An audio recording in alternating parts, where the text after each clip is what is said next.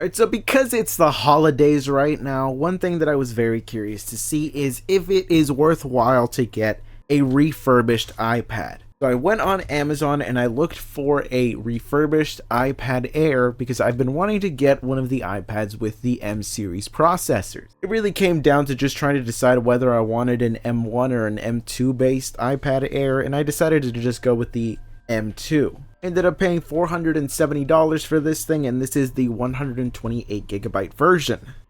So immediately taking a look at the box, it definitely looks like it has been used. It's definitely been opened. There is some slight damage on the box, but again, all of that is pretty cosmetic, so that doesn't really matter all that much. Taking a look at the actual device though, it definitely is not as premium of an experience as if you get a brand new Apple device, but it should get the job done here. I did end up going with the blue version, and my god, this thing feels extremely thin in the hand. Now let's see what kind of accessories we come with here. And we do have the USB-C cable as well as the charging brick. That is a 20-watt charging brick. So it comes with pretty much everything that we would realistically want. Now let's check out the condition of the tablet itself. Taking a look at the back, I can't really notice any scuffs or scratches or anything like that. Really, I can't see any clear signs of use or anything like that. So visually speaking, so far it looks great. See if the system turns on. I don't know if it's going to have any charge at all. Okay, actually, yeah, we're at 90% battery on here. That's pretty great. All right, I'm going to run through the setup of this device, and then we're going to take a look at it real quick. Okay, so it is now the next day. It seems I really ended up failing in terms of the refurbished role here because there is a defect to this iPad. Physically speaking, it looks perfectly fine, but the issue is that one of the sets of speakers does not work. The easiest way to show you this is if I launch a game right now, and the volume is pretty low right now. But if we load into the main menu right now at low volume, the audio is only coming out from one side. It's only coming out from the bottom speakers down here, but there is nothing on this side. Now, if I raise the volume,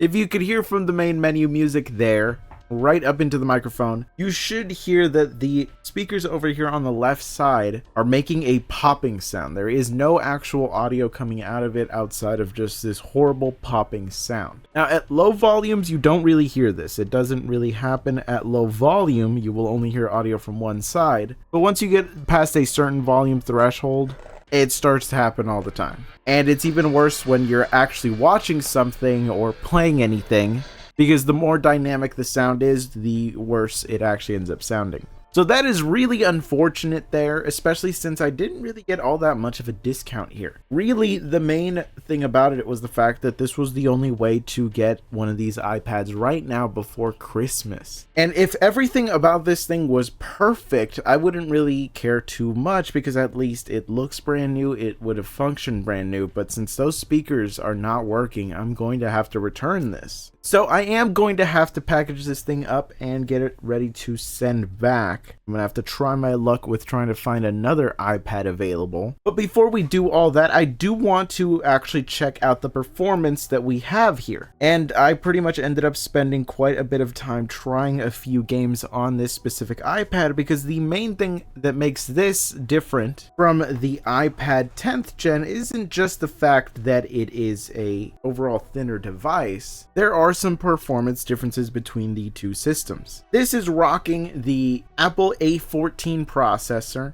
while this over here is rocking the Apple M2 processor. That's a pretty major difference in terms of performance, but what does that actually amount to? Well, the main things that I have been doing on this iPad 10th gen is I have been playing a lot of Call of Duty Mobile, I've been playing Warzone, and I've been playing a lot of Balatro. In fact, an insane amount of Balatro. If you just look at the amount of screen time that I have in Balatro, I have been playing a lot of that. But really, the main ones that I am focused on is Balatro, Call of Duty Mobile, and as well as if Call of Duty Warzone will work well on here. Because Warzone, on this device really runs at a snail's pace. It's not exactly great. So I want to see if this device is actually able to play all that, and we also do have access to certain applications and games that are only available on M series iPads. Specifically the Resident Evil series with Resident Evil 8 and Resident Evil 4 and Final Cut Pro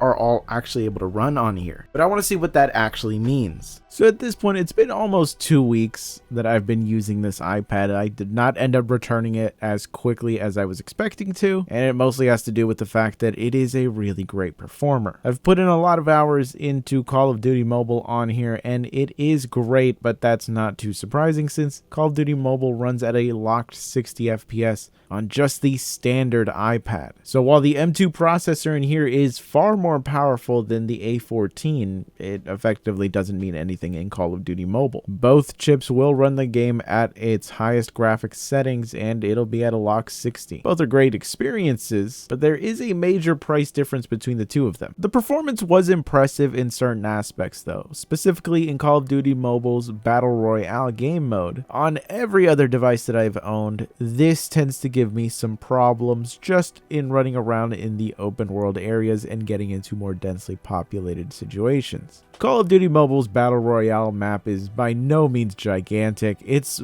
pretty small, so it runs pretty well on most devices, and here it does the same thing. It's running at about the level of performance that I would expect it to, but what the iPad Pro is able to do here is avoid the occasional stutters and hitches that would occasionally happen on the iPad 10th gen and pretty much every other mobile device that I own. Keep in mind though that I don't have any high-end smartphones or anything like that. This is the most powerful device that I have, and it pretty much shows in this title, though it's not a very impressive situation. Where it did impress me was in the performance in Call of Duty Warzone. This is pretty much the heaviest mobile title that I play, and I've been struggling to find any device to consistently give me a 60 FPS gaming experience, and while I don't have an FPS counter or anything like that for the iPad here, this feels like a locked 60 FPS. A lot of the stutters and major fluctuations that I would get in Warzone on any other device are just gone here. It is the most consistent experience that I've ever had playing Warzone on a mobile device. And it's really the biggest highlight of the iPad Air because besides this, every other title that I really play on here kind of performs about the same as it does on the iPad 10th gen.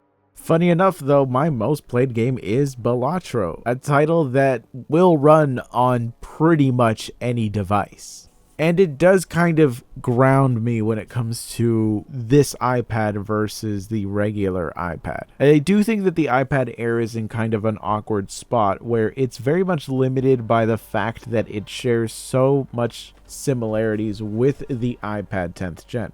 Very similar displays, though a slightly better one. It's still only 60 Hz, it's not an OLED, it's not a mini LED, so it doesn't exactly look incredible.